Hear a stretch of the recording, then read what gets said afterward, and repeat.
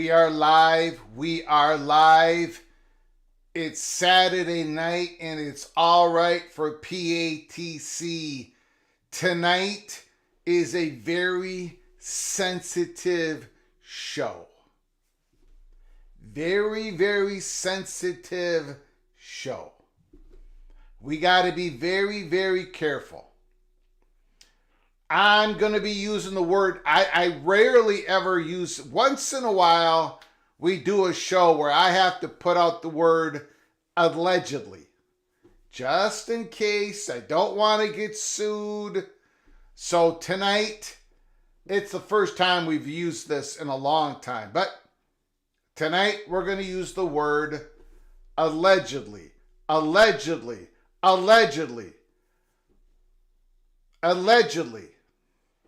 We don't know what we're talking about here at Peek Around the Corner. Just a fat guy from Minnesota behind a mic, just talking college football. Allegedly. Thank you for all coming in. This is College Football's Peek Around the Corner with your host, Greg Pflugar. We cover everything in college football because we love everything in college football. And if you do as well, please subscribe to our channel. Smash the like button if you like our content. Share the video with your family and friends if you want to support this Rebel Outpost, and it is a Rebel Outpost college football YouTube channel with a donation.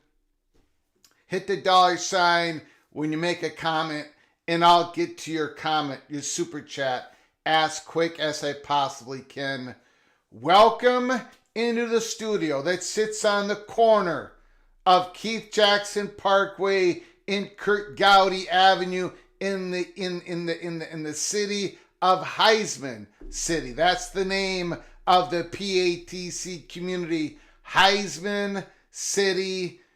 Welcome into the studio. You're about a couple blocks away from the courthouse, a mile away from on any given Saturday sports book, and of course, you're a little bit of ways from the Holy Smokes Theater. Tonight is a very sensitive show. I'm going to give you as much information as I possibly can. It's not going to be detailed because remember, this is all allegedly. I'm not going to give names. I'm not going to give a certain name of a certain company out there. I've got two big stories sitting here, and we're going to do it all tonight.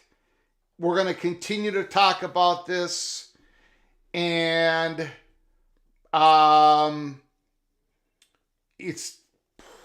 you're going to know. I'm going to tell you enough. I just can't. I'm not going to be able to tell it in the way that you and I, if we were sitting at a bar, that we would normally talk. All this is allegedly. We don't know what we're talking about here at Peek Around the Corner. We're going to be before we get into all this sensitive information,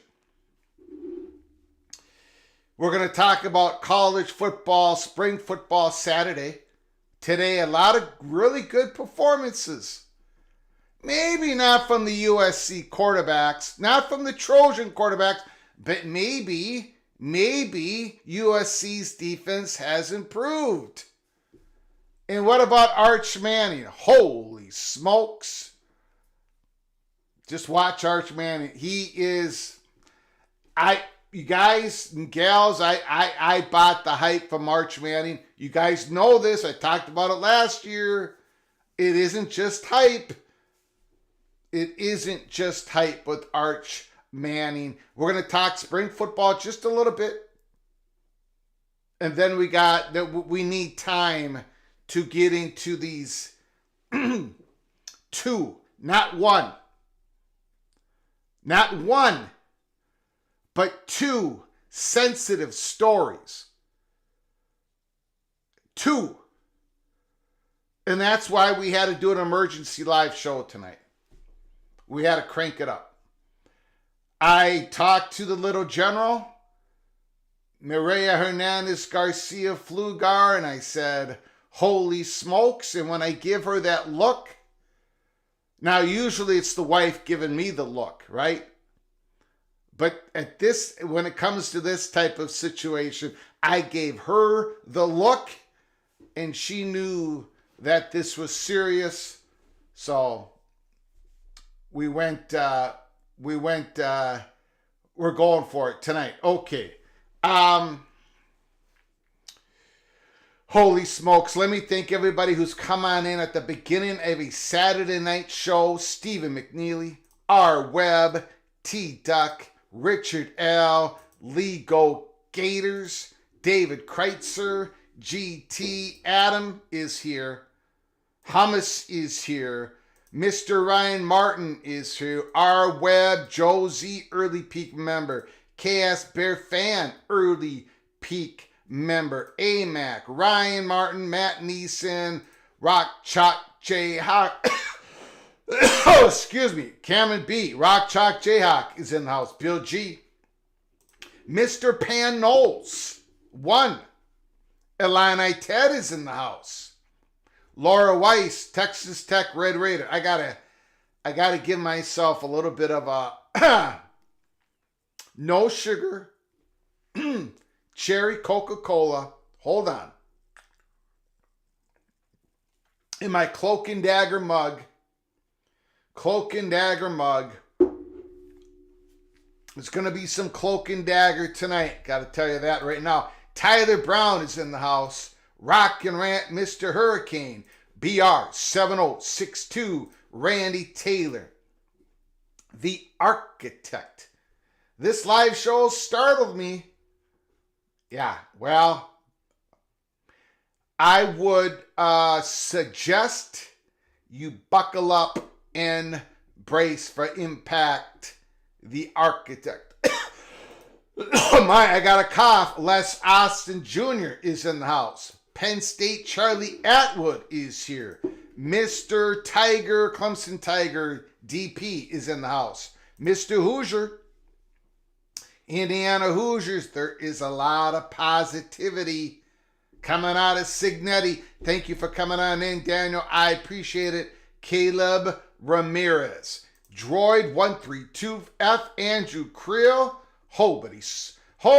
Nobody here is afraid to be a legend. I like that comment. Eric Phipps is here. T. Haken 112685 is in the house. Tough Gopher Tony is here. Selena Rodriguez is in the house. JD Turtle, Mr. Terrapin, Kerry Gold Nose. It's going to be a very interesting night for Kerry Gold Nose. David Griffin is here. Steve, Mr. Bearcat, Saturday night is all right for PATC, The Walking Geek. For the Canes, good evening all. Wayne Russell is here for the 411. Matthew Wallace, fireworks.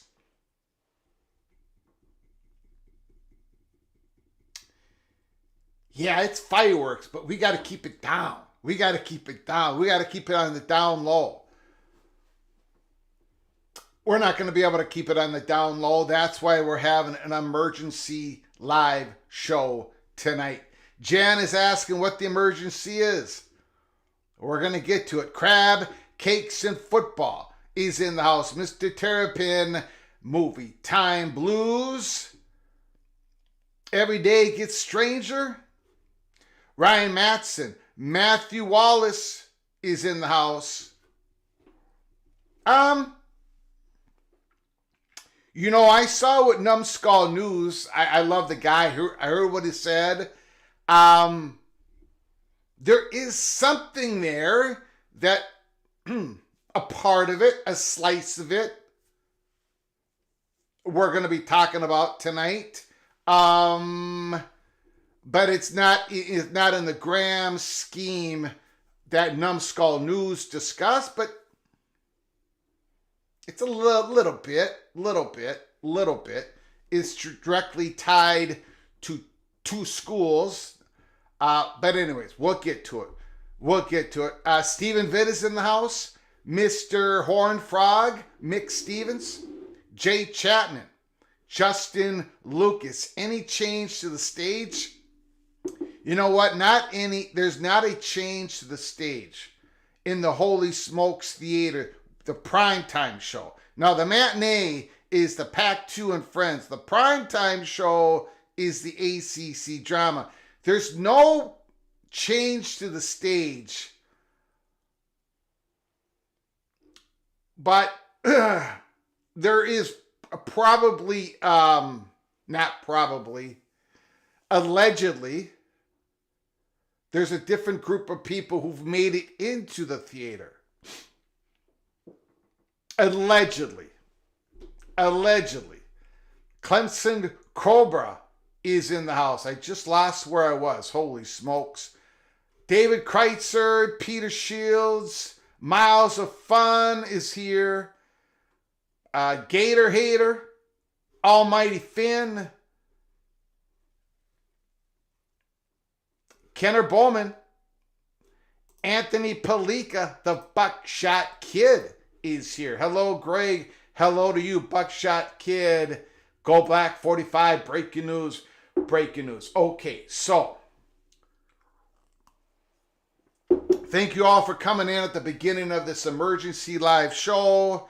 And for everybody else who comes on in, thank you so very much. I had to make an executive decision.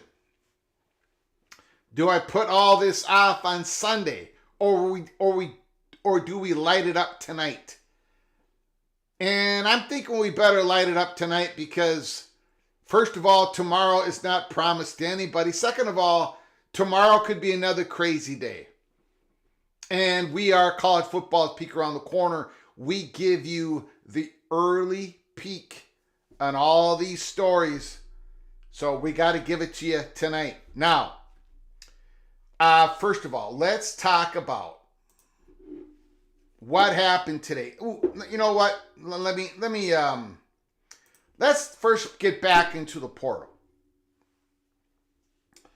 The best kicker in the country is in the transfer portal. Holy smokes. The Lou Groza Award winner Graham Nicholson made 27 of 28 for Miami of Ohio in the MAC last fall, including an FBS best 25 in a row. Now he looks to continue his college career elsewhere. Holy smokes. Graham Nicholson is in the portal. Notre Dame, they had their spring game today. We're going to talk about it here in a little bit. Their quarterbacks, Minchie, they real good stuff.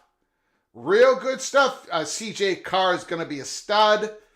I don't know if he's going to be quarterback QB number 3, QB number 4. We'll see if anybody goes in the portal out of that quarterback room. Of course, Riley Leonard is injured, but during that whole thing today, and it was expected, Notre Dame, an announcement, Notre Dame, Pete Sampson, new training facility will include an advanced training room, sports medicine facility, new locker room, meeting rooms, auditorium. You can't have the Holy Smokes Theater. Academic support spaces, nutrition area. Shields Hall will be located across from the current outdoor practice fields. Notre Dame spending a lot of money on new facilities. Notre Dame, whatever happens with the NLRB situation, whatever happens in college sports, Notre Dame is going to let's be blunt, they're going to try to play. They're going to be at the highest level of college athletics. I don't think there's any question about that. The continued investment in Notre Dame's facilities, student athletes, the whole shindig, Notre Dame. What do we have here? Jim Harbaugh. He did it. He got the tattoo, 15-0. He promised his players he'd get the tattoo, and he got the tattoo if they won the national championship. Jim Harbaugh. Tattoo Michigan spring game today. Arch Manning, Chip Brown, the unofficial final stat line. Quarterback Arch Manning, orange and white game. 19 of 25, 355 yards, 3 TDs, 1 interception on a Hail Mary pass. Manning had TD passes, DeAndre Moore, Jadon Blue, and Isaiah Bond. I like Isaiah Bond a lot. Like him a lot, the big time transfer. Arch Manning is everything that I expect him to be. He is going to be 2025. Look out for Arch Manning. And once again, Texas. Sarkisian has that football program going in the right direction. And here's a quarterback. Here's somebody you probably don't ever talk about. But I think you're going to be talking about him at some point during the next 2-3 years. And that is Wake Forest's quarterback, Jeremy Hecklinski. From Marietta, Georgia. He was a high 3-star recruit. David Hale, ESPN takeaways from the Wake Forest spring game. Hecklinski is the quarterback of the future for a reason. Probably not now, but Clausen said they needed 3 quarterbacks last year. Just keep your eyes on Hecklinski.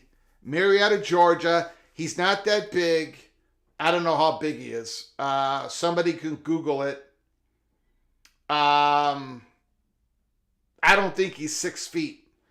If he is 6 feet, he's not an inch taller than 6 feet. I don't think he's 6 feet, but he's got some skills. He's got some moxie. He kind of reminds me of, not in personality, but just the way he kind of plays the game. I don't know. Johnny Football, maybe. Johnny Football, Texas A&M. Keep your eye on Hecklinski. I am a fan. Now let's get to a report from CBS Sports talking about the standouts for today, Saturday, spring football, April 20th. And then we're going to get to the sensitive part of the program. I have got two stories that I got to talk about. And the word allegedly is going to be used, but we've got to talk about it tonight. Both stories have to do with the ACC. Both stories have to do with schools in the ACC. One story leaks out towards the SEC. We're going to talk about it tonight. College football spring game standout takeaways. Shahan, CBS Sports. The USC Trojans, their offense sputtered. Notre Dame quarterback C.J. Carr impresses. C.J. Carr has been impressing Notre Dame since day one. He's a true freshman. I don't think he's going to be quarterback number 2. But it's going to be hard. Angelini and Minchie, I don't think Notre Dame's going to be able to keep both those quarterbacks. One of them, I think, is going to go in the portal here in the next few days. I cannot believe all 4 of them will stick. But we'll find out. We'll find out. Spring games take center stage as the month of April trudges on. For many programs, the upcoming NFL draft only emphasizes how different the 2024 season will look. Transitioning from projection number 1, Caleb Williams, was never going to be easy for USC, but Lincoln's Riley's signature position group looked lackluster in their first public action. All 3 quarterbacks who appeared threw at least 1 interception, while projected starter Miller Moss threw a pair. The headliner was a tip ball returned for a 100-yard touchdown. After the game, Lincoln Riley clarified that Moss would start for the Trojans if the season started today because of his experience in the program. In the Holiday Bowl against Louisville, you remember that, Miller Moss was electric. Threw for 6 touchdowns, stole the show, but he did not look like the same player today in Los Angeles. Granted, USC's much maligned defense also looked seriously improved under first-year defensive coordinator Anton Lynn, who came from UCLA, who did a really good job with the Bruins defense over the last couple years. USC snatched them away.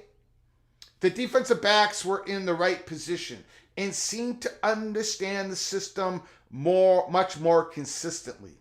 The Trojans even played without defensive tackle Bear Alexander, who is working through a hamstring injury. Of course, if USC's offense has taken such a step back, the defense has no choice but to improve if the Trojans have any plans of competing for a playoff slot. Here's how some of the other top programs in the country fared during their spring games on Saturday. Arch Manning dazzles. Manning had barely thrown a pass in Texas uniform coming in the spring game after working as a third-string quarterback in 2023. It only took 1 pass attempt to get the crowd on its feet. Manning stepped up in the pocket and found receiver DeAndre Moore for a 75-yard touchdown, throwing the ball 50 yards through the air. Just go check out the tape. I know it's a spring game. The defensive backs might have been walk-ons, third strings. Wide receivers were wide open. But just take a look at what Arch Manning does in the pocket. how he surveys the field, how he processes the action, and then how he lets it rip. Look at his footwork. I'm telling you guys, I know you're all sick of Arch Manning, and he hasn't even started a game yet. But it ain't all hype. It ain't all hype. He is the real deal. The nephew of Peyton and Eli Manning looked every bit of part of the number 1 overall recruit. Sarkisian has repeatedly insisted that the quarterback battle is not open, and it shouldn't be. It's Quinn Ewers' team. But Texas fans should be real excited. And impressive freshman Trey Owens as well running the show.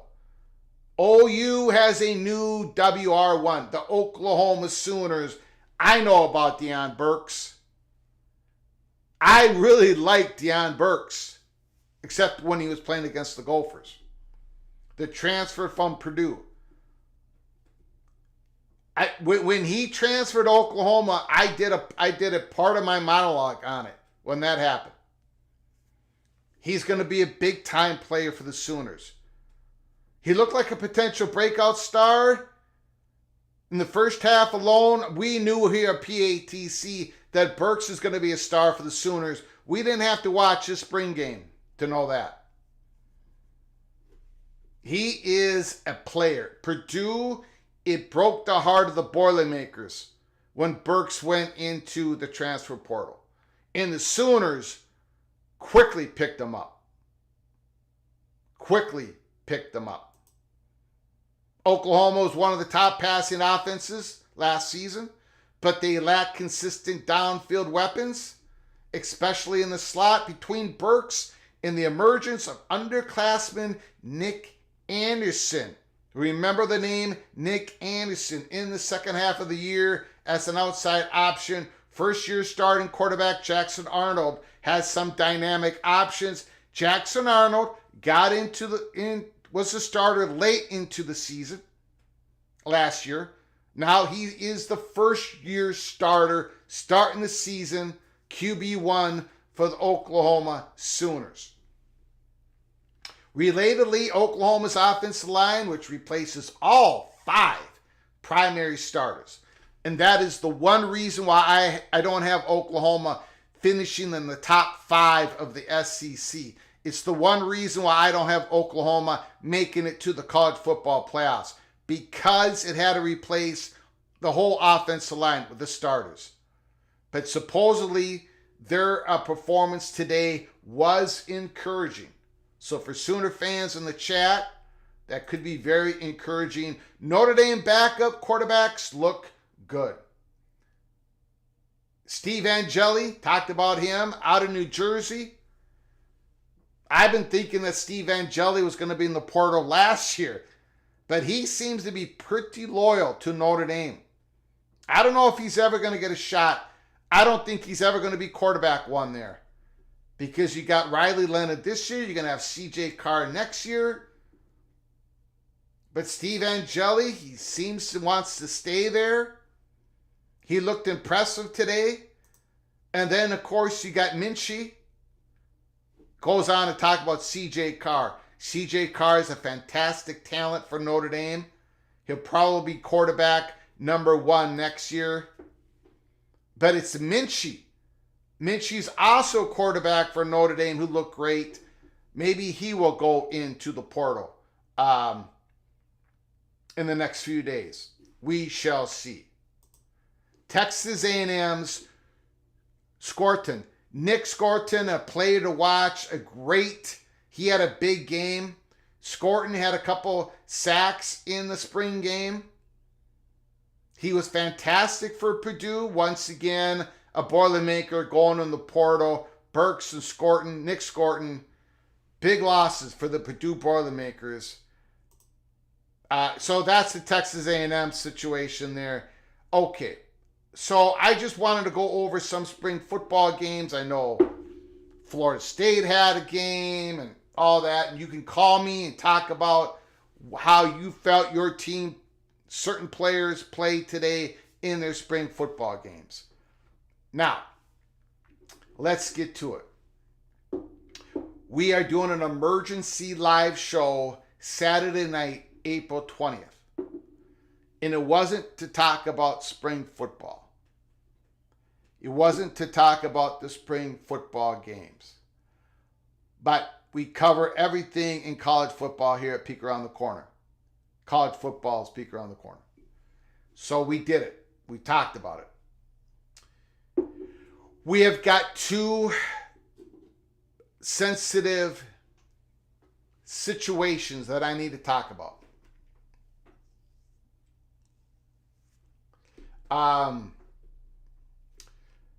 And I could just flip a coin and figure out which I'm going to talk about first, but let's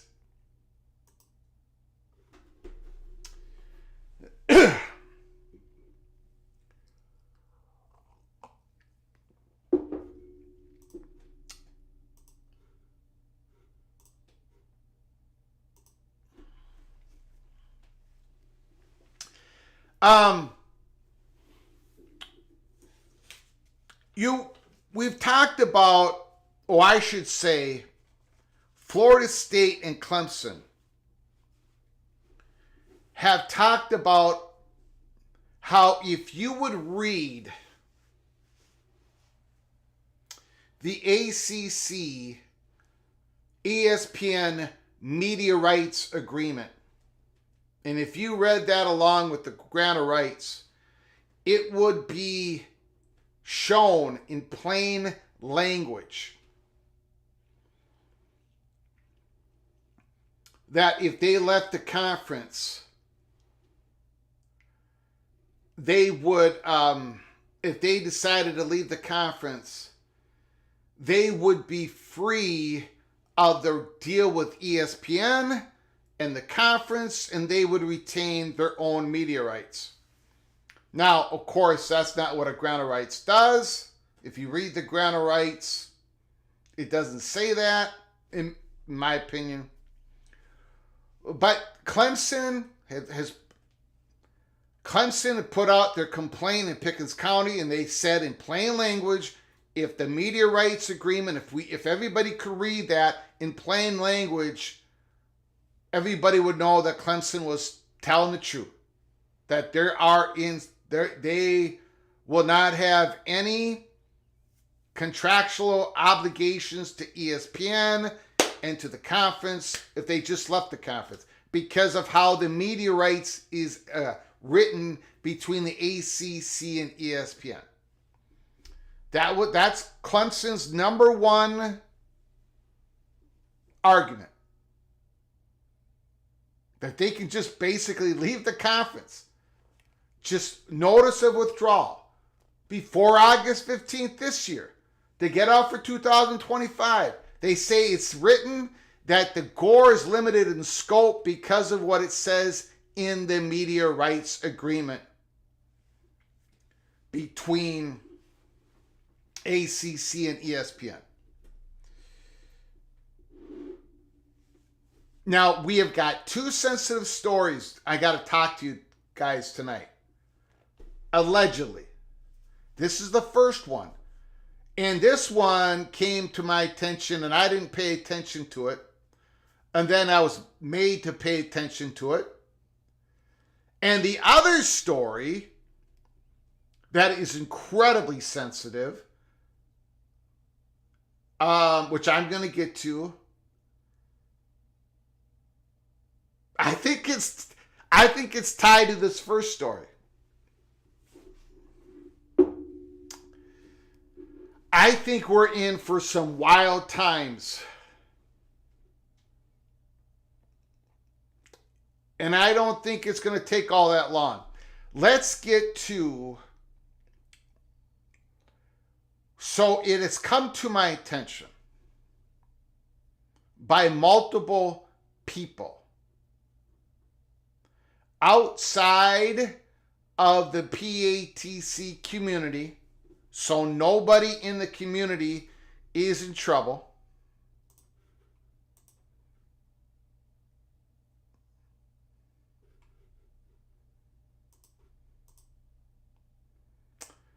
That there has been some information that is out there, and I think it's out there now more It's out there. It's out there in public in more than one spot. And I'm going to be careful. And I'm going to use the word allegedly.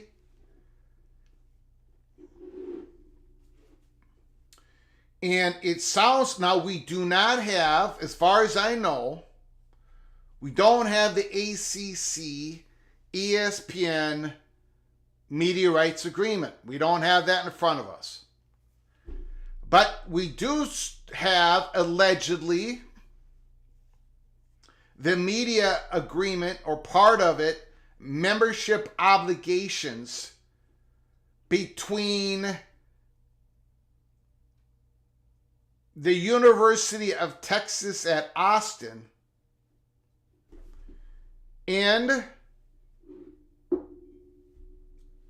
ESPN, and as SEC with ESPN.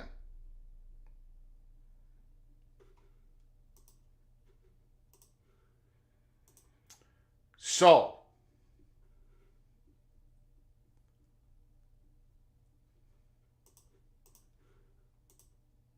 I am going to be careful, and I am going to read you the alleged membership obligations that the University of Texas at Austin has with the SEC, and in turn with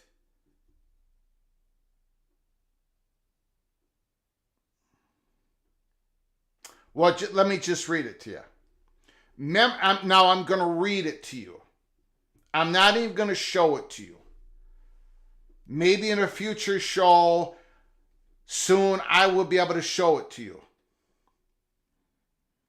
But this supposedly is with the University of Texas at Austin and the SEC. Membership obligations. Here's the first paragraph. The institution represents covenants and agrees that effective July 1st, 2024, it will comply with and be bound by the provisions of the SEC governing documents, and it will honor and comply with and discharge its obligations of SEC membership as set forth in the SEC governing documents. The SEC governing documents shall be amended prior to July 1st, 2024, as necessary and appropriate to accommodate the institution and the University of Texas at Austin joining the SEC effective July 1st, 2024, and will be further amended if and as necessary and appropriate to accommodate and provide for full membership distributions to the institution and the University of Texas at Austin effective as of and for fiscal year 2025-2026. Just boilerplate, nothing really there, just saying that Texas, they're bound by the provisions of the SEC governing documents and will honor and comply and discharge its obligations of the SEC membership. Okay, nothing really there. But I had to tell you that there was a paragraph before. Now we're going to hit the next paragraph.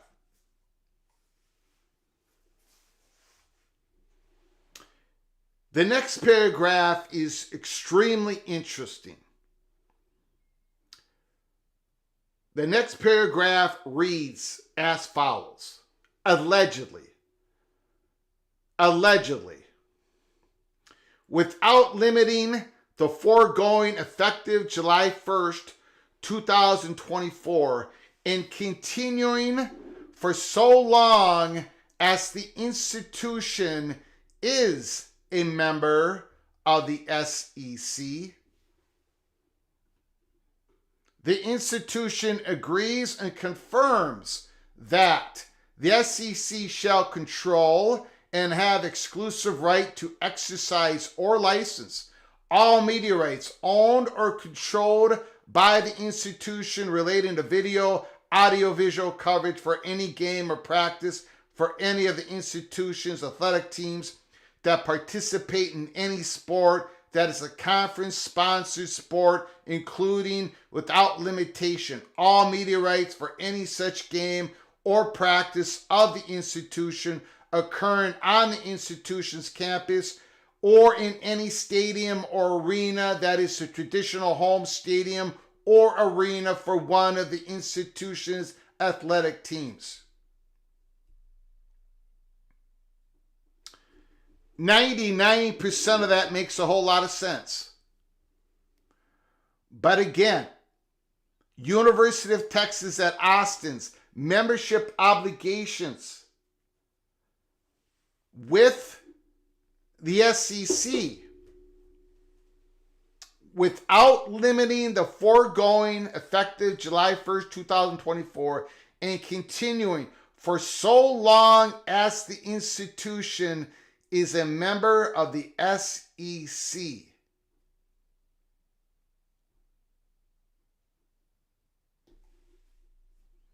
That is the language. Now, as long as the institution is a member of the SEC, the institution agrees and confirms that the SEC has control, exclusive rights, all media rights, now, in the past, in the future, as long as the institution is a member of the SEC.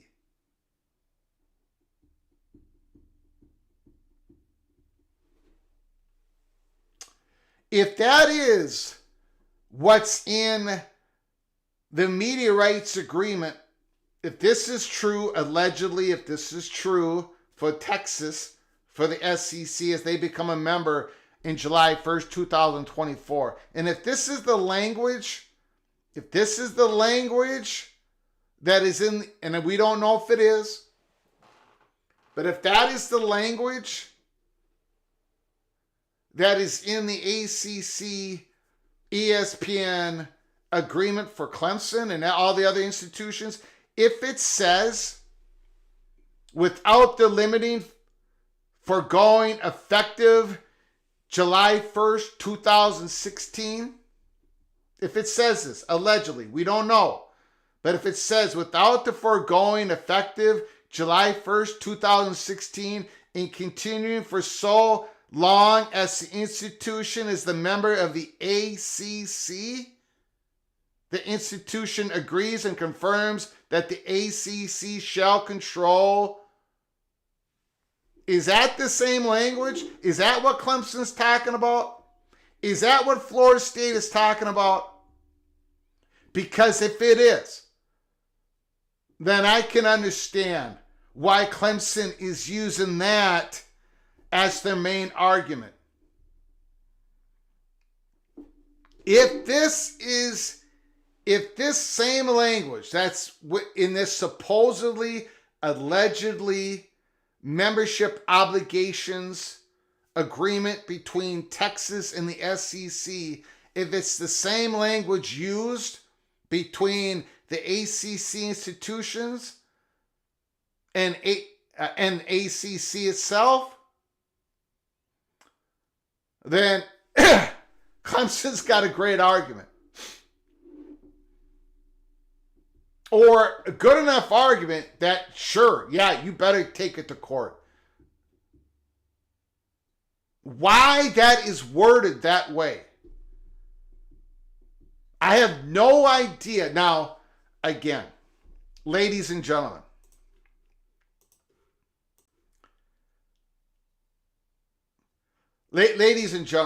I am not 100% sure what I read you is, in fact, all facts when it comes to membership obligations between Texas and the SEC.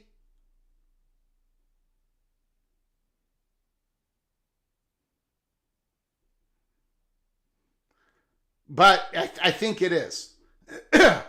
Allegedly. And if that is the same language,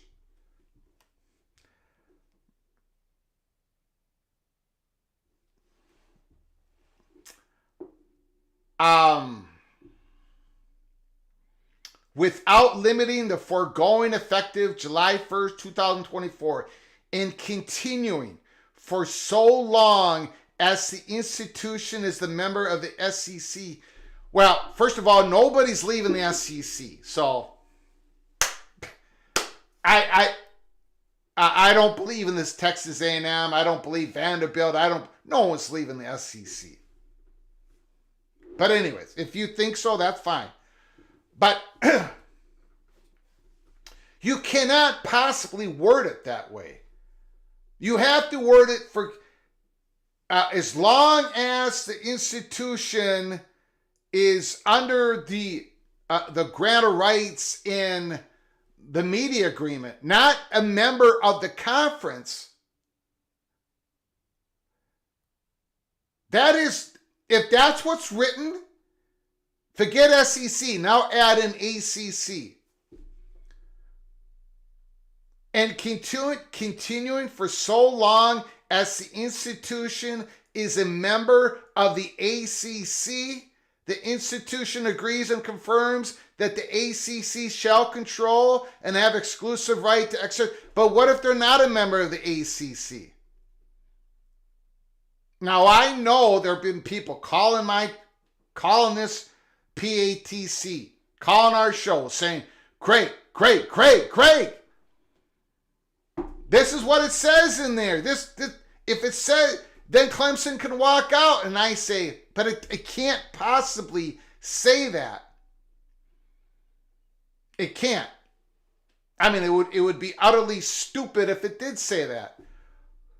But tonight on April 20th, I'm reading you part of the agreement between the University of Texas at Austin and the SEC, allegedly. Allegedly, I'm reading you part of the agreement that has been given to me by more than one person. And if this is copy and pasted, if this is the actual wording, I cannot believe it's written in this way. I cannot believe this is true. But it looks like it is. And if that is what Clemson is pointing out, holy smokes. I'm not a lawyer, but I understand why Clemson and Florida State. Okay. Let me get to something else. This is even more sensitive.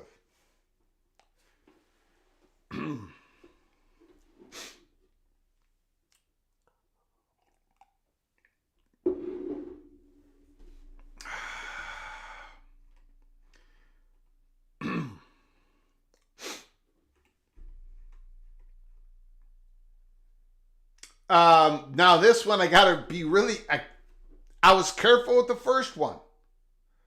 Allegedly, that's the wording between University of Texas and the SEC. As they join the SEC on July 1st, 2024. Now I'm okay with being in, you guys know my history. I got in a whole lot of trouble with the Big Ten.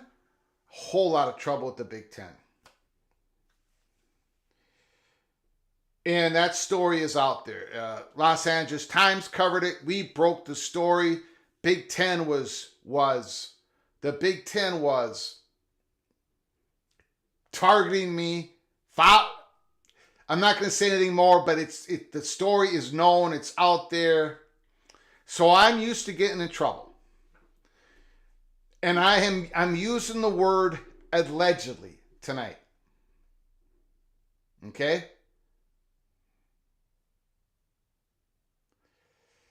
Here is another alleged story that is probably connected somehow with the first part we talked about. And that is, it's in the title of this story. Membership obligation plus private equity equals wild time for the ACC. Our Florida State money perch, you remember him? He's been the guy who's been calling the shots. He's been the person, one of the people, but probably our most important person in keeping us ahead of the story here at Peek Around the Corner. The Florida State money perch, who told us on December 26, 2022, we came on live, told us that in a couple of months, Florida State was going to say something in public about the ACC and how there has to be reform, it has to be happen quickly. And then the Florida State money perch said that Florida State was going to have a declaratory statement.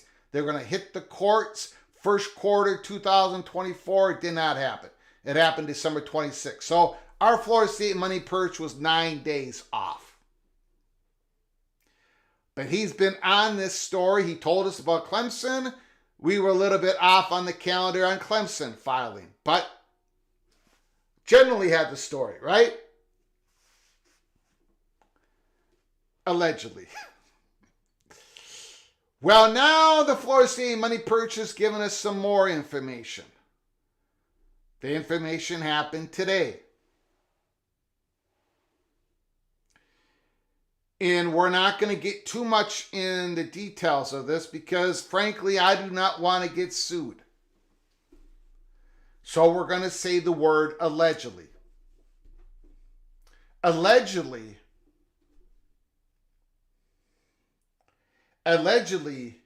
private equity, a certain company, and I'm not going to tell you where their locations are because you guys are so smart, you're going to be able to investigate it. But supposedly, an official deal has not been struck as to where a signature has been placed on a piece of paper. Because if that had been done prior to April 20th or today on April 20th, it would be public knowledge real quick because Florida State is a public university. But there is big movement towards, and I'm going to put this very lightly, Florida State is ready to move. They're in a pretty good spot, pretty good space to negotiate, to make a deal. They would have the terms needed. That's the best way I can put it. And the other side of that coin is supposedly comfortable and they're comfortable in their positioning with having a relationship with Florida State. This is coming from the Florida State money perch. Florida State money perch. So, the conditions are getting ripe now we have not heard, and I'm guessing we're never going to hear this because the circle would be so tight. We have not heard a whisper or anything about any negotiations going on. Maybe they are, maybe they aren't. Like I'm going to tell you, we're probably not going to be the ones that break that because that circle we've been told will be so tight. It ain't going to.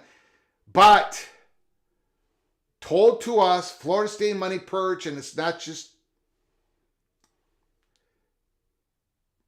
The conditions are now ripe to where Florida State could move on negotiations where they could actually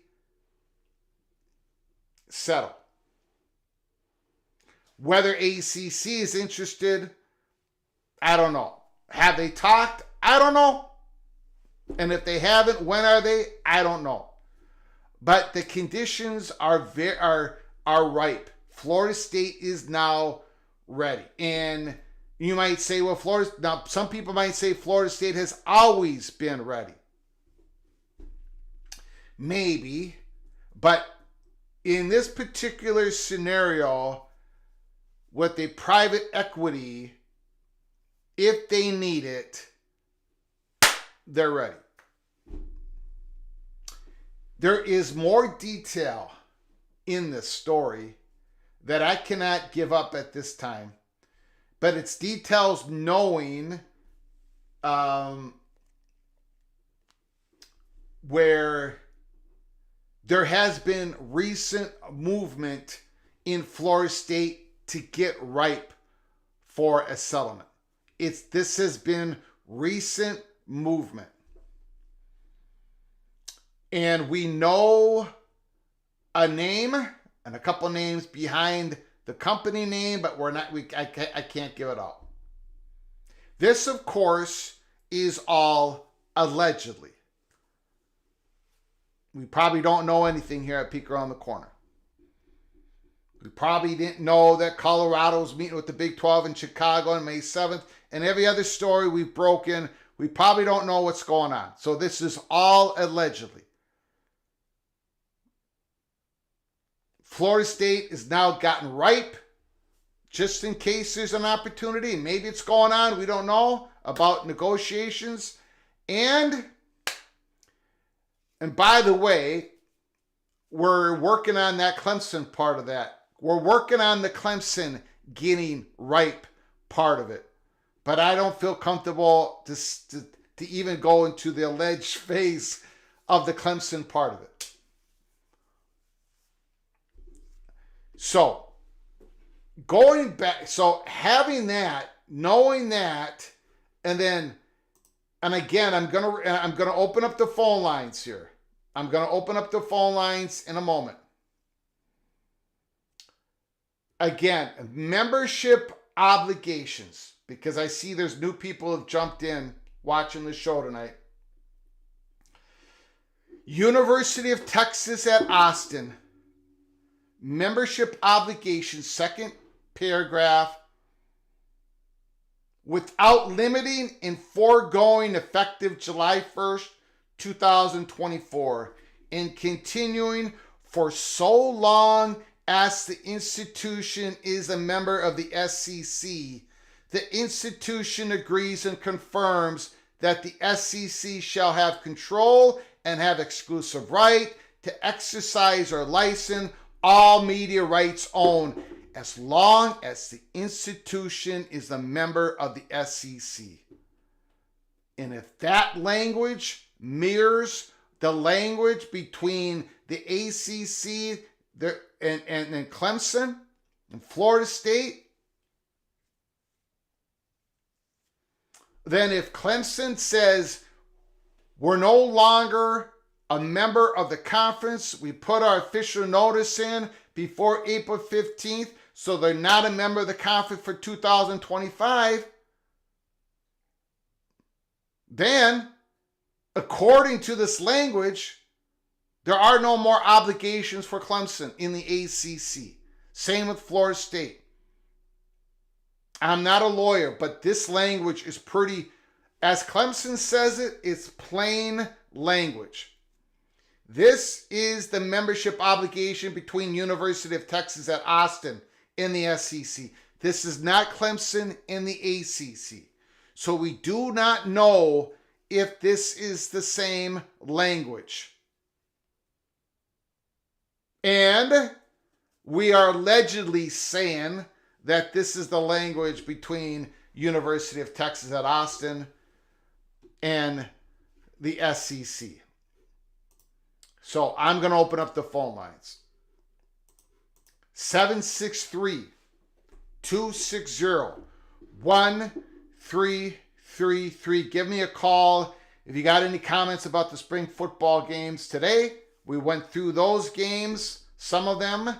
Or if you want to talk about Florida State getting ripe for negotiations, private equity is starting to come into this story, or if you want to talk about the language that's allegedly between the University of Texas and the SEC, if it's the same language that Clemson has with the ACC, holy smokes.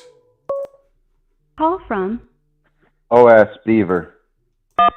OS Beaver, thanks for calling, sir. The floor is yours.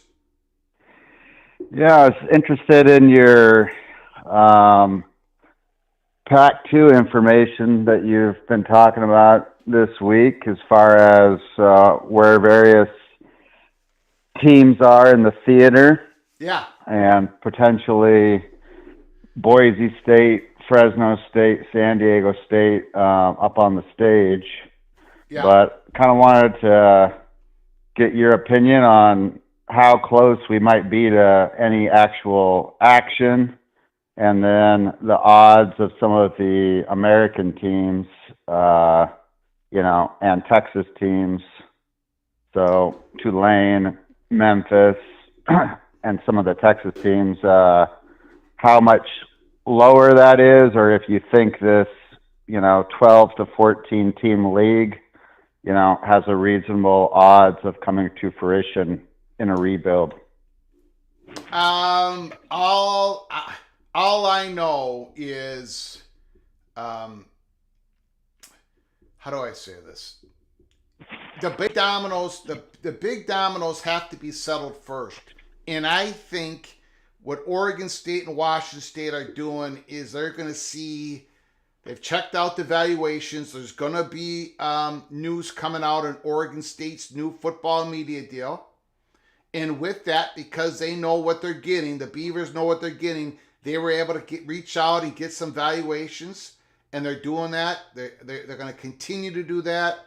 And the three schools that they would want to see if they had interest, to give them certain gauge of, this is what our conference could look like. This is how much you could make. This is the exposure you could receive. The first schools they're working on is Boise State, Fresno State, San Diego State.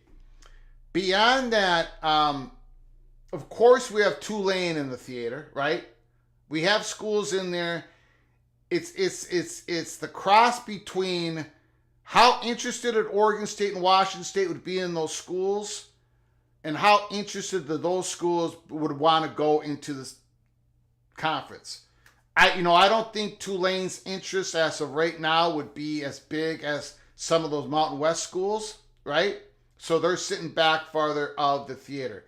I think the biggest part of this story right now is, I think Oregon State and Washington State I think they're willing at this point to spend some of that money to create a more valuable conference than just to take all the Mountain West schools in and be a 14-member football conference.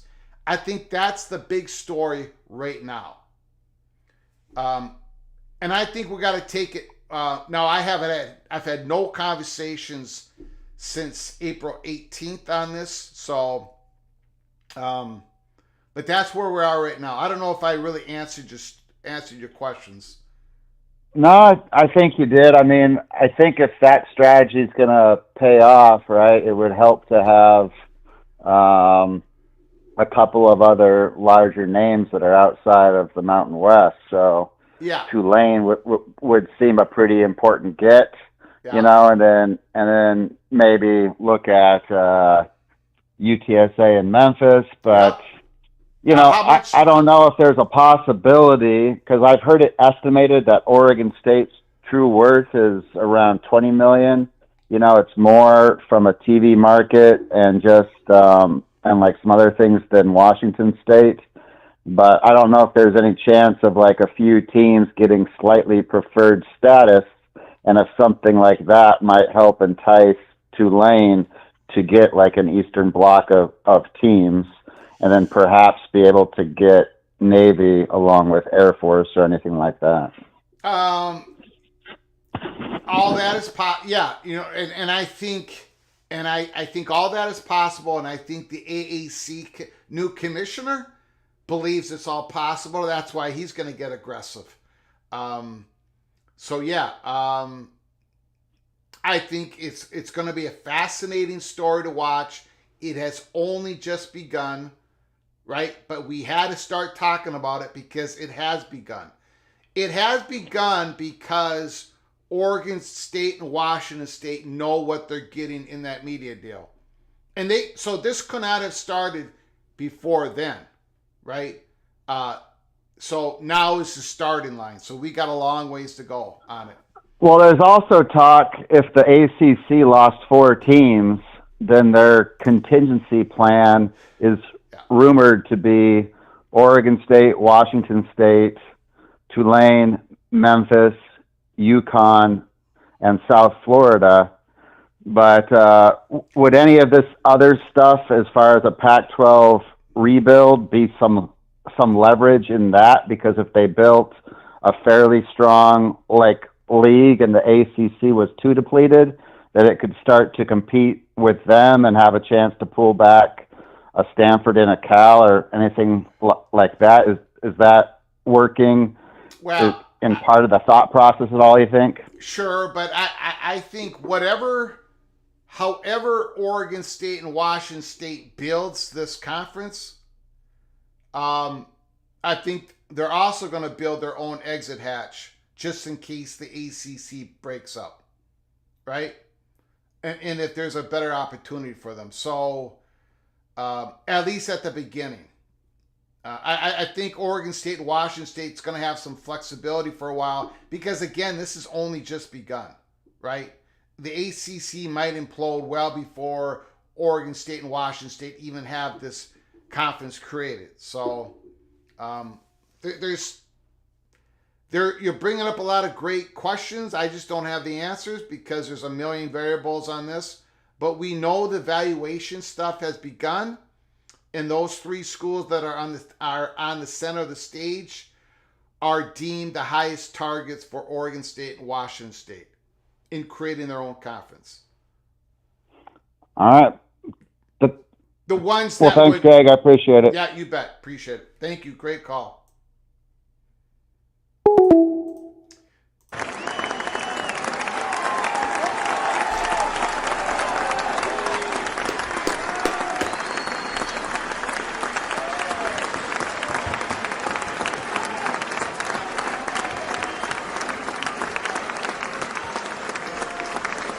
I miss Western Civic. I wonder if he watches the show at all. I know he was so determined that Colorado was never going to go to the Big 12. I upset him every single day. Call from. The floor is yours. I did not get the name. Oh, Bobby. Bobby. Thank you, Bobby, for calling. Appreciate it. How you doing, sir?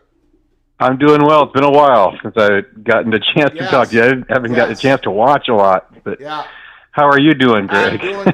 I'm doing good. It's a pretty sensitive show tonight. A lot of using the word allegedly, although we feel great about what we've said. It's all allegedly, Bobby. I know. But the thing is, it fits. It fits with things we've heard or Clemson has said or others have said. It fits. And I was thinking from ESPN's perspective, for them to write it that way, they're just writing a media deal. So of course it's from their perspective, it doesn't. I mean, it kind of makes sense for them to write it that way. The problem is when you combine this with what we know of the grant of rights on the ACC side, which only points to the ESPN deal. Yes. What amazes me about this, and I'm just going to read it real quick, Bobby. This is just one sentence here. It says, without limiting the foregoing effective July 2024 and continuing for so long as the institution is the member of the SEC, the institution agrees and confirms the SEC shall control and have exclusive right. So It doesn't even bring up the word ESPN. It uses the word SEC. Well, but that's because this is ESPN's media rights deal. Yeah. Allegedly. Allegedly. But I think it's even worse that it's like, as long as the institution is the member of the SEC, SEC has control. Sure. But you know what? A school can easily not be a member of the SEC. And Bobby, I'll let you have a lot of time here. I know I've interrupted you, but it's just the traditional theory on the grant of rights and all this stuff is, if you were a school that signed this grant of rights, you give your ownership of your media rights to the conference for them to better leverage a deal with media partners. And the media partners would have a better security, having distribution rights, paying top dollar for the content. But if you're a school, and if you leave before the grant of rights is over, before the media rights grant is over, it was thought to be believed that the conference would continue to own your rights, and the media partner would continue to distribute your content, and the media partner would continue to show your games, give the money to the conference that you just left, and then that conference would not give you a dime as a school. But how it reads here is, the institution is a member of as long as the institution is a member of the SEC, the institution agrees and confirms that the SEC shall have control, total control, exclusive rights. A member of the SEC. It doesn't say as long as the gore runs out, as long as the media. It's unbelievable, Bobby. If this is what Clemson is pointing to, and I think it is, holy smokes. But go ahead, sir. I won't interrupt you again. Like I say, I think this is where I think the ACC screwed it up when they wrote their gore, because a gore should read referencing whether the games are televised by ESPN or any other television carrier. So say they leave the conference, and so ESPN doesn't cover the games, but it wouldn't matter. The ACC would still own their rights. No matter who carried the games, the ACC would own the rights. But that's not how their gore reads. Their gore only points to ESPN. And I think that's why, this, when you combine the two. Yes. And you know what? You're correct. The gore only says ESPN. It does. Yeah. And the Big 12 gore says, it has a phrase, I forget what it was, that is. It says ESPN or any other media partner. Yeah. Or something like that. Yeah. There's a phrase in there that basically says all the media partners. Or broadcast partner, or whatever the language is. So if the Texas SEC thing, if that is mirrored, if that is what's part of the Clemson ACC, allegedly,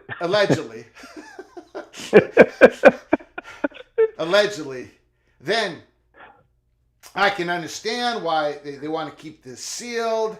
I can understand why Florida State wants to break it open. I can understand why Florida State wants to get this whole process through the court in Atlantic County as fast as possible. Then you got Judge C. Cooper making offhand comments saying, well, we got this sunshine law, and I don't know any agency, any public institution that has a contract with somebody in which we keep that sealed. And holy smokes.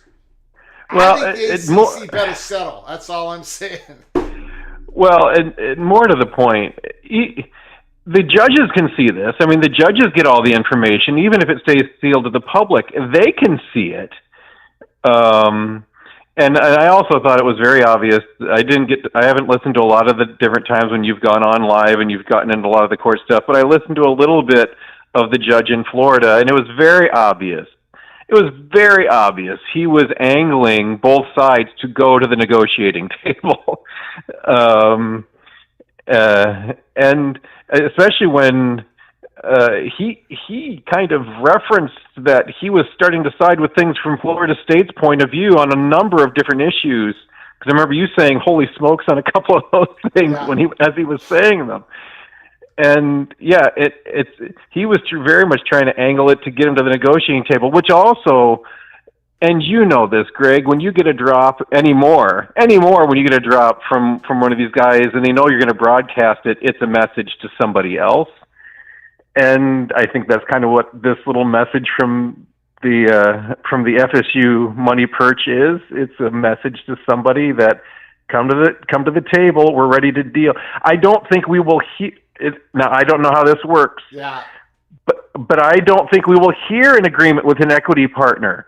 Why? Because if you hear a deal that they've made a deal with an equity partner, to me that means we're ready to take out a loan because we've got a deal on the other side. Yeah. Yep. Does that make sense? Yep. That why would you take out a loan before you've got a deal on the other side? Yep. That's basically what was. Yep. Yep. Yes. And so, and so to me, it just means that they've talked with equity partners. They've got it all lined up that what they're ready to do it. But you're not going to, if you hear an announcement that Florida State's working with an equity partner, it's being announced they're taking out a loan, you know the deal with the ACC is done. That's just how I look at it. I could be completely wrong on this, but I could be completely wrong. But I mean, it wouldn't be the 100 millionth time. It would be a lot further down the list than that. But I'm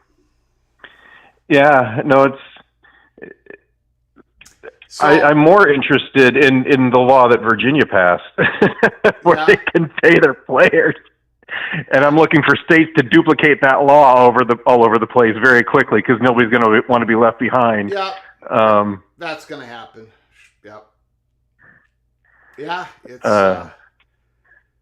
it's something else, Bobby. It's something else. It is something. It is something else. And this is all in the backdrop now. Now we have more,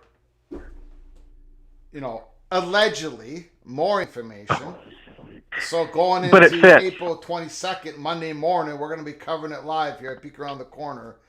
So it just brings more intrigue on what's going on.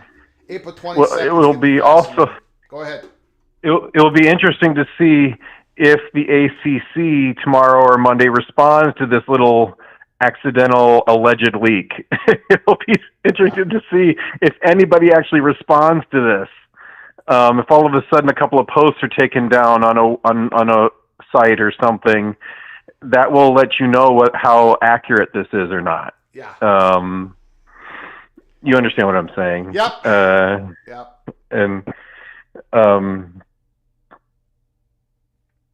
that's all I got, Greg. But it's Bobby. just I appreciate it. Yeah, no, you're doing.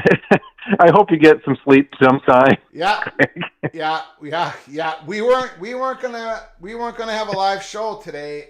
My schedule got real busy during the spring football games, but then things started. You didn't have a spring football game. Minnesota, no. I mean, today was freezing cold. Last night it was snowing. I don't. You know what? I don't know if Minnesota will ever have a spring football game again. Before this year, 4 of the last 5 spring football games had to be moved into our athletic facility, just because the weather's just terrible. So you can't build any. You just, it was 30 degrees this morning. There was ice on the road when I was taking my wife to work. Ugh. So. It's not. It's just, well, Iowa hasn't done a real spring football game in years. I mean, they kind of do an open practice. I mean, and that's all to control things. Yeah. Oh yeah. Yeah.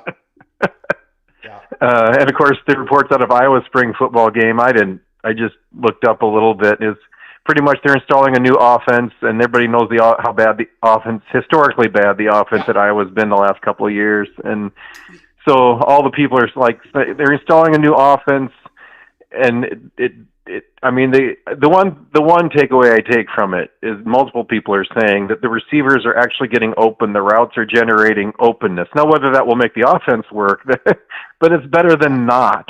I did see it, just a few seconds of Cade McNamara. He seems like he's struggling. The reporters thought he was struggling still physically. Hopefully Well, he's not. ready Yeah, to he's go not playing yet. What? He's not playing yet. Yeah, but he was taking snaps in the end zone, and he was trying to move around. He has that big brace on, and so I don't know. Hopefully he's ready by the start of the season. If they can find another quarterback, they will. I just have to think.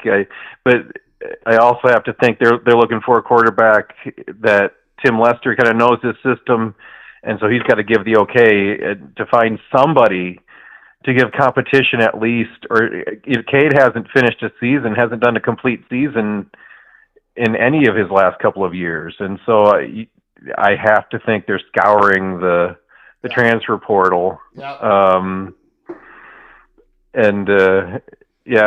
But it's Iowa.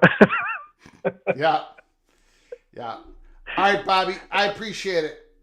God bless, Greg. You too, sir. Thank you. Great call. Bye now. Great call by Bobby. Phone lines open. Carrie Gold knows. Super chat. Thank you so much for your generosity, Carrie. Greg, I heard the ACC copied the Big 12 contract. They copied the Gore, and we hold on 1 second. Call from Ryan Martin. Ryan Martin, can you hold on for just a moment? Yes, sir. I certainly can. I appreciate it. Carrie, we did have the Big 12 Gore and the ACC Gore back to back. We had it up on the screen. We read it. It is very, very similar in nature. This is supposedly, allegedly, what I read this evening a few times is the membership obligations under the media agreement between Texas coming into the SEC and the SEC. Now, we don't know if that was mirrored, copied from, if that's the same language that was used between the ACC and the ACC institutions with ESPN. If that is the same language, we don't know if it is. If that's the same language used, then I can understand why Clemson believes they have a good argument. Go ahead, sir, caller. Ryan Martin, the floor is yours. Thank you, Kerry, for your super chat. Hey, Greg, how you doing tonight? Doing good. I'm glad you're with Okay. us. I had a couple thoughts wanted to share. First and foremost, about the Texas SEC membership obligations thing. Yes. I think realistically we need to remember, in the grand scheme of things, who requested the grant of rights initially, right? It wasn't a brainchild of any of the conferences. ESPN requested the Gores from both the ACC and the Big 12 because they knew they had flight risks.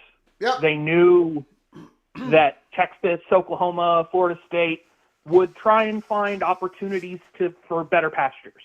I mean, the Big 12 didn't have a grant of rights until their next media deal after 2011, I think. True. Yep. Maryland, when Maryland exited, there was not a grant of rights. You are correct.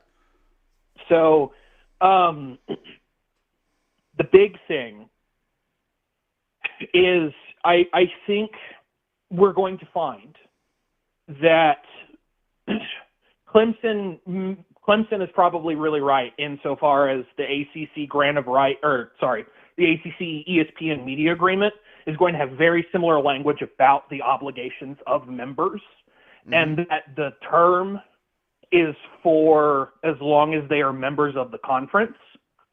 But I don't think I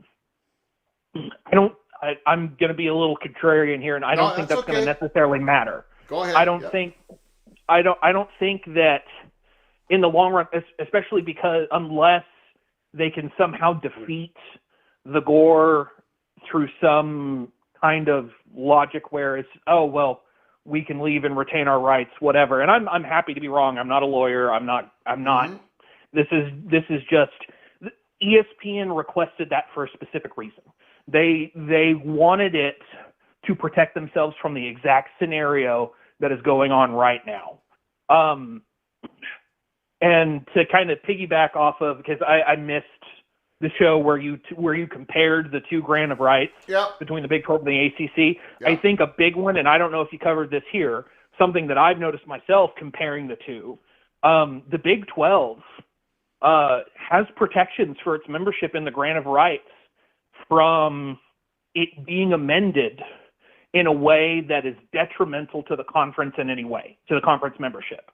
So there is a restriction from the Big 12 as a conference doing, or essentially from your mark doing what Phillips and Swafford, I think is his name, what they did in changing how the agreement between ESPN and the conference functions.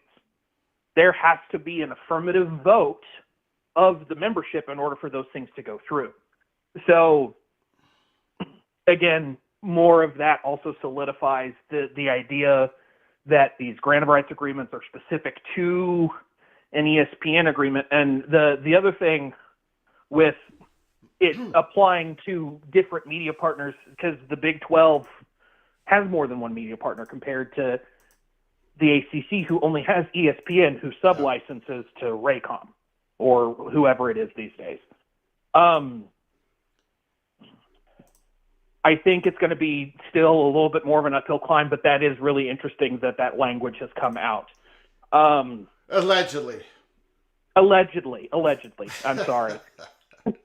I also kind of wanted to piggyback off of an idea from one of the first callers, because I've had to dip in a little bit in and out in the last little bit. So I'm going to pitch you a hypothetical. Yep. For Oregon State and Washington State. So we've seen lately that they're starting to schedule a lot of Big 12 teams, right? They're starting to kind of try and ingratiate themselves with probably who they see as key members outside of the confines of the conference.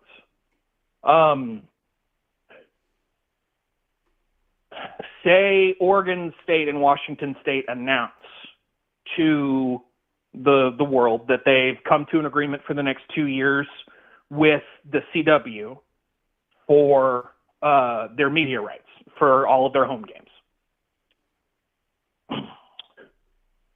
What do you think about them taking that number to the Big 12 and ESPN and going, we will join you for this number that they want to pay us, and we will take this number for the duration of the rest of your media agreement.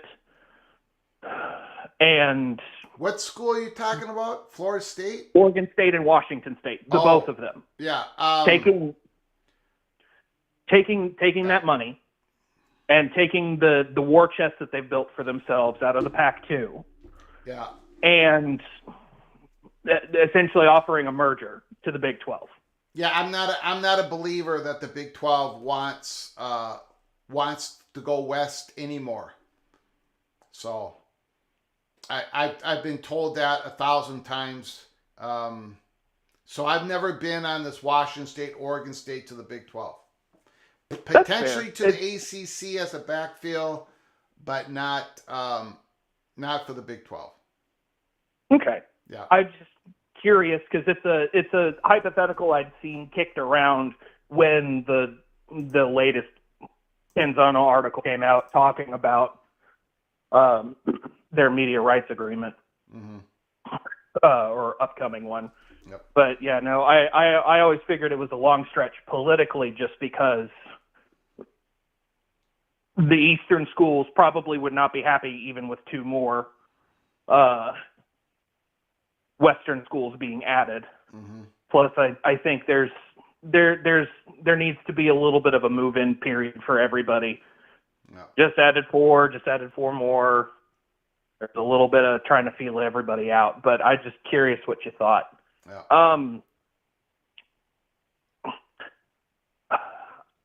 That's really all I had. Okay. I appreciate it, Ryan Martin. Yeah.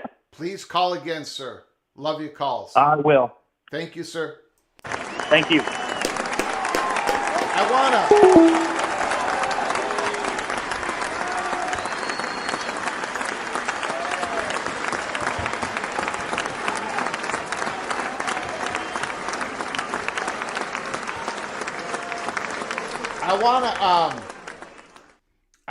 I just took the phone off the hook.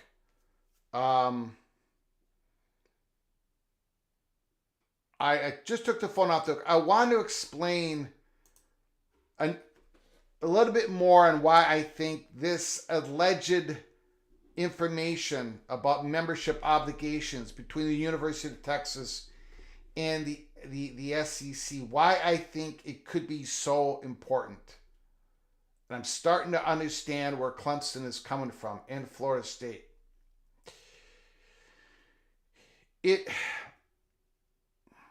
How do I say this?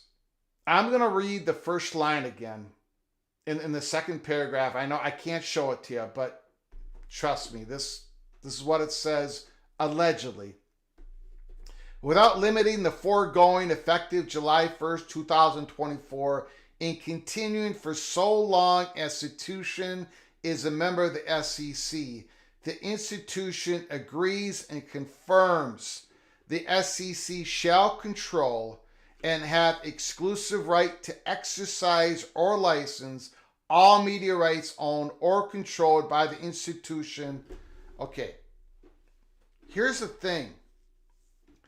The grant of rights, the grant of rights was never intended to be a fence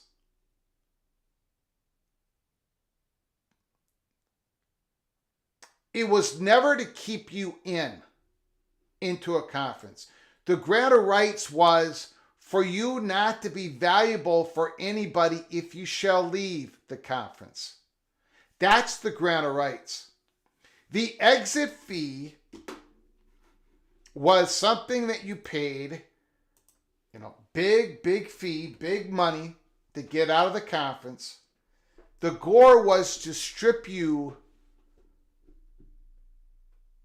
you gave your rights to the conference for them to negotiate with a media partner. Okay? And then the media partner has your distribution right. The media partner has your distribution rights. So the gore was intended, you could leave. You could leave, pay a big exit fee, whatever the exit fee in the bylaws is, maybe even pay some damages in the grant of rights because that's written in some bylaws.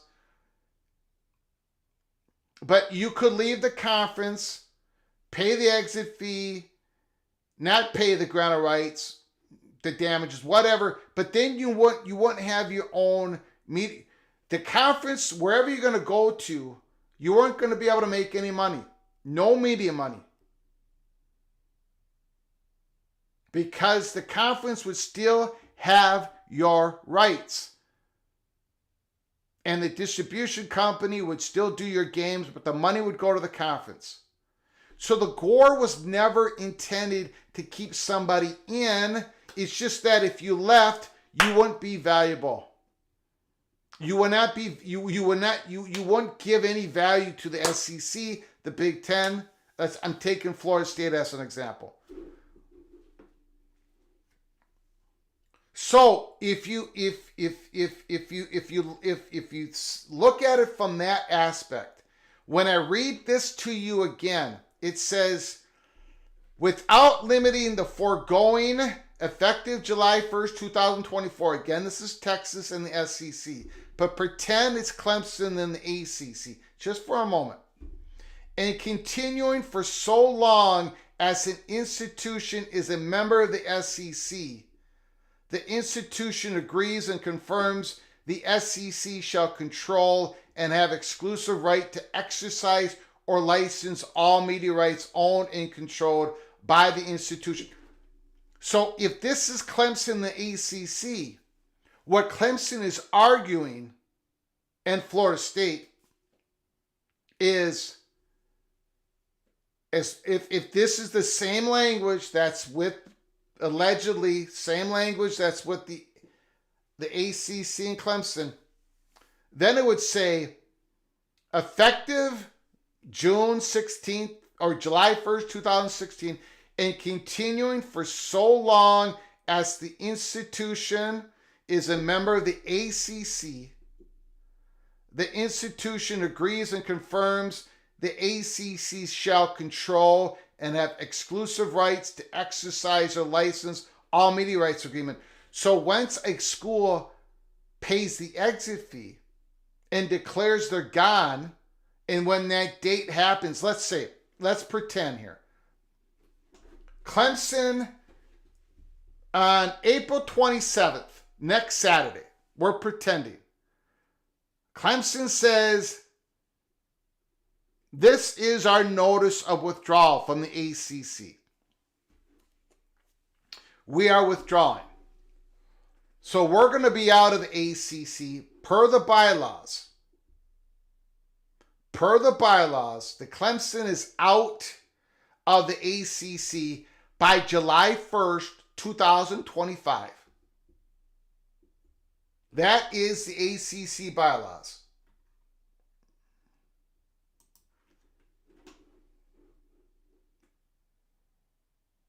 On or before August 15th to be effective for June 30th of the following year. Right here, 1.4.5.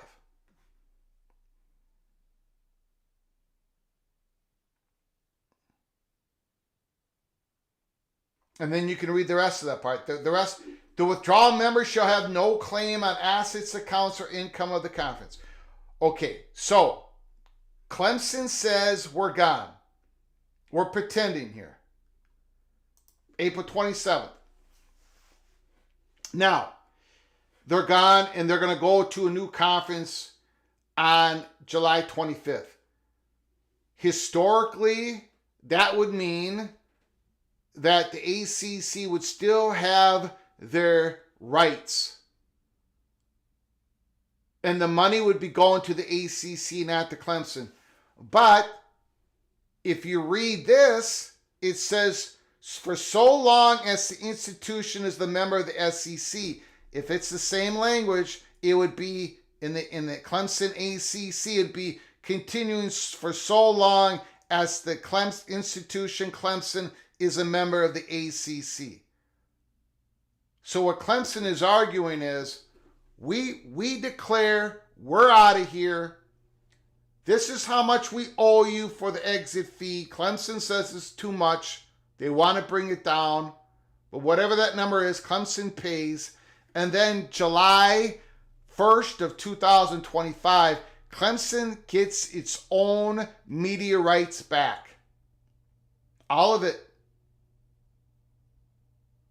All of it, because the institution is no longer a member of the ACC. If the language mirrors what is said here, allegedly, between the University of Texas and the SEC. I'm just saying, if it is written up the way that Texas and SEC is written up,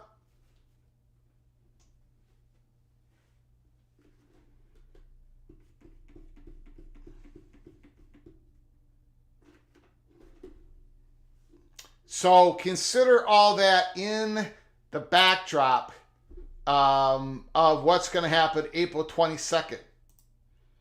I wonder how many times the phone lines are now open again. Give us a call, 763-260-1037. 1-333-763-260. 1-333. Give us a call. I wonder how many times Judge C. Cooper in Leon County Monday morning, I wonder how many times he brings up the word settlement, mediation, negotiation.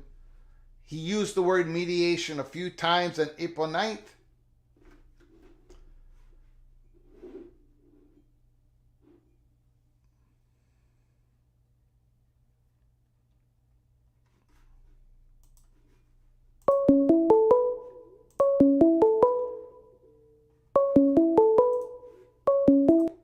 Call from JD. JT, Mr. Seminole, the floor is yours. And I gotta say, sir, if the language that I read today is correct between the University of Texas and the SEC, and if that is the mirror image of what is between Clemson, the ACC institutions, and the ACC, then first of all, I owe you an apology. Second of all, I owe Seminole Nation apology. Third of all, and most importantly, holy smokes, I understand more than ever Clemson's and Florida State's argument. Mr. JD, you have the floor. Well, sir, I actually was going to call you a few days ago, but I was sick because there was a day when you were talking about no magic pill, and there is no magic pill. But I didn't have a voice, and you wouldn't have understood me. So I'd have either sounded like a belligerent, fool on the other end. You wouldn't even understand what I'm saying, or whatever. You wouldn't even be hear me at all. So, but are you feeling better? No worries. I'm doing better. I still got a little bit of the congestion, but we're all good. We're all good. I'm glad that you touched on this tonight because you said multiple people had reached out to you. I don't know if they fully gave context where all this was coming from. They probably maybe sent you some of the documents or whatever. I don't know. Mm-hmm. Bill Farley the other day when he was he had on his Substack or whatever, he had done the FOIA requests for the Texas and Oklahoma agreements. Isn't it funny how when you do a FOIA request, you can get those, but if you try to get that for an ACC team, you can't get it. You can't get the contract, you can't get the membership agreements for the conferences. You can't get any of that. But it's funny that if as an SEC team, the SEC members, they have that information, but ACC universities don't. Anyway, yeah, interesting. But where this probably came from today is there were two members on the thread in GBR Knoll, Only Football Knoll. That's their nicknames on the thread. Bill didn't catch this part, but reading his article and what he had posted, they caught it. And so they talked about it last night. Apparently other people had read it, so they reached out to you. So I'm glad they did. But they might not have given you all the background information, so I wanted to make sure all those people got their credit for figuring all that out. Anyway, sorry. I ate something spicy a few minutes ago, and it's getting me a little choked up. But anyway, few things that I wanted to touch with, kind of talk to you about the last few days, and I'm going to backtrack. When it comes to the ACC members, okay, let's just say FSU, for instance, obviously. Would you agree that the only agreement they have, the only agreement they've signed is a grant of rights? Would you agree with that? I don't know. I don't know because I haven't seen this media rights agreement. The only one that I do know is they did sign the grant of rights. Well, think about this, and I'm going somewhere with this. Yep. If a state of Florida entity, and we're talking about state of Florida entity, had signed a contract, do you think they wouldn't have a copy of that contract? The state of Florida would have a copy of that contract. They wouldn't have to go to court to get copies of it. The ACC, we have to be reminded, and I sound like a broken record here, the ACC schools never agreed to a contract. Everybody says they signed the contract. I'm not lumping you in. I'm talking about throughout the media. They signed the contract. No, they didn't. They signed a grant of rights to give the ACC permission to negotiate a contract. And then the ACC came back and told them what the terms of the contract were. The ACC created the deal. They negotiated the deal. They've kept the deals really private. I mean, think about how it is now. SEC members have access to most all the information they need as conference members, but ACC members have to jump through hoops just to view the contract. And, you know, I'm sorry, and I'm going to pause here a couple times because I've got about 15 topics I want to discuss, but I'm not going to do that. I'm not going to do that to you tonight. Let's just think about how the ACC conducts business, okay? One is they keep as much of the membership and contract agreement documentation hidden from their members, okay? They make it to where it is, in their eyes, a breach of contract or a breach of the GOR just to question its validity, okay? I know you were saying earlier that the grant of rights, and this is my opinion here, the grant of rights was made for teams to not be valuable once they leave the conference. Yep. So they wouldn't leave the conference. I am of the opinion at this particular moment, it's a charade. In other words, grant of rights perform the way traditional grant of rights are supposed to perform. How can a grant of rights, okay, let's just say this. Let's say I'm correct, and let's just say what's going on throughout FSU, circles, the conversations going through those circles, that FSU never signed a contract. They only signed a grant of rights. No evidence of a signed contract has ever been presented. Okay? So in that scenario, if they leave the conference without the grant of rights being resolved, okay, the courts would have to step in. The ACC can't keep those rights indefinitely because the reason is FSU wouldn't be receiving consideration. It is illegal. It's not something that would stand up in any state for any institution to be bound to an agreement where they receive zero consideration. The ACC is not allowed to keep their media money indefinitely and FSU operate for free. It doesn't matter what their agreements say. And then people could say, well, it's in the contract. No, it's not, because FSU didn't sign a contract. Well, the grant of rights does say, it does have some pretty hard, definite language about irrecoverably, Well, but I don't want to go through the grant of rights tonight. Yeah. Well, because we're going by what the grant of rights says.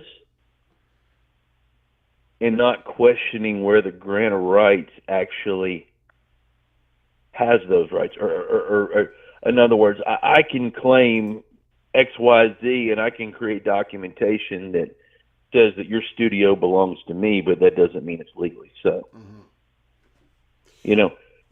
I contend that when this is all said and done, I don't believe this case is going to go much past the summer. And the reason I say that is starting Monday, the way I understand it, the dirt starts to fly because a lot of those accusations of self-dealing and so on will start being discussed in the hearings. And if I'm correct, I thought Judge Cooper, was it Judge Cooper? Yeah.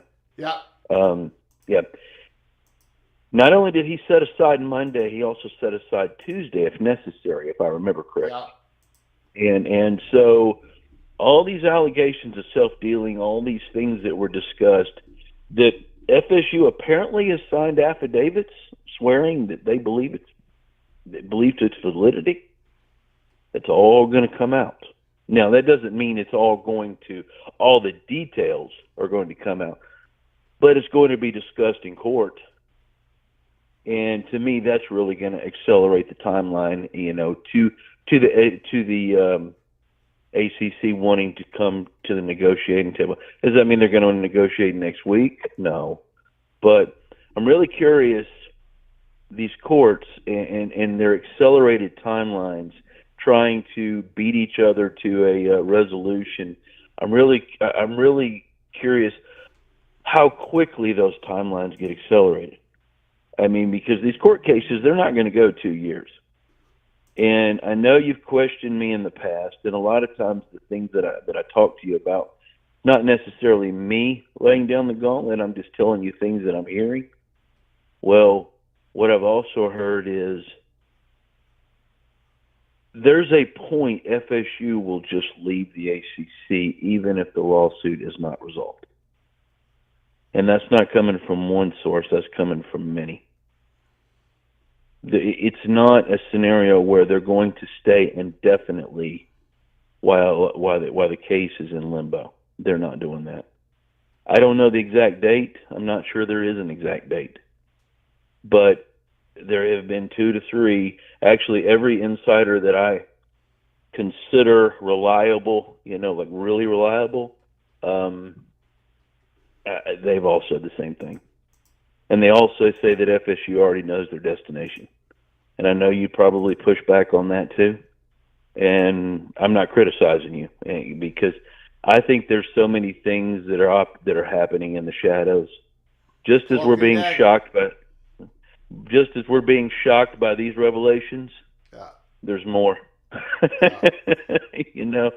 And so anyway, but I'm rambling here because I'm having a hard time talking. But if you have a show here in the next couple of days, I'll address some of these other points. But I'm glad you brought this stuff up. I just wanted to make sure that some of the folks that figure these things out, that they got the credit. Because trust me, there's more than just FSU fans that view the thread, and they'll claim credit for themselves. And I want to make sure those folks got it. Appreciate it. Anyway. Appreciate it. All right, have a great night. Thank you, sir. Excellent. All right, Thank bye-bye. you, sir.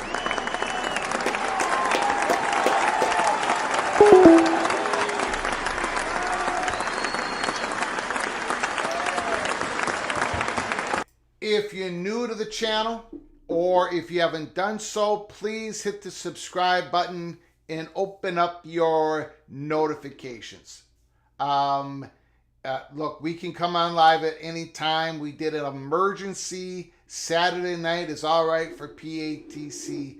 We did an emergency live show tonight.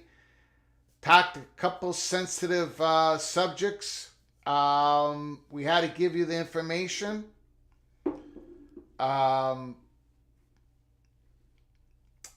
It's going to be quite interesting what happens Monday, April 22nd, what happens on May 2nd in Mecklenburg County, the race in the courthouse. Florida State is ripe. Sounds like they got the ducks in order just in case if there was an opportunity to settle. There's a lot of There's a lot of chatter behind the curtain. I want to thank you all for coming here tonight. Emergency Live Show. Stephen McNeely, thank you so much for becoming an early peak member for the, how many months is that? Holy smokes. 5 months?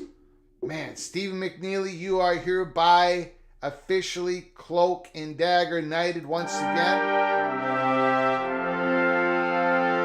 Thank you so much, Stephen McNeely, for your generosity. If you want to become a member of this Rebel Outpost College Football YouTube channel, we cover everything in college football. Go to the link provided in the description box below the video. There is a link. Hit the link and then hit the join button and become a member. Cloak and Dagger Early Peak. We drop those episodes once or twice a week. And I got to tell you, we're going to be talking more about all this in our next Cloak and Dagger episode. So give it a try. Hit the link. Hit the join button.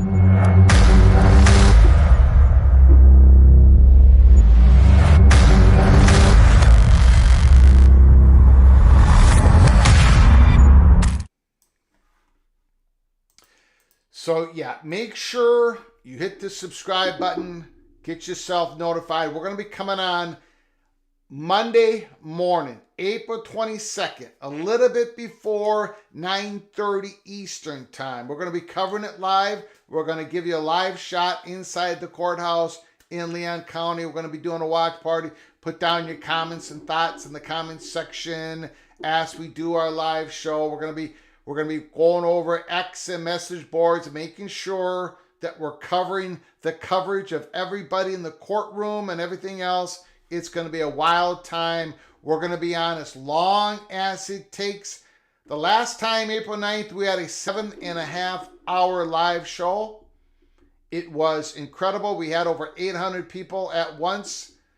It was unbelievable. And April 22nd, the drama has only kicked upward. So make sure you join us Monday morning. And of course, tomorrow we could pop on live. Our episodes, our membership episodes, and our live shows, we could be doing it all tomorrow. We'll see what happens. We cover all the breaking news in college football. So I want to thank everybody who's joined us. Thank you for your donations, the comments, and the great phone calls. Until next time. From all of us at Peek Around the Corner, College Football's Peek Around the Corner, to all of you, please you all take great care of each other. Thank you so very much.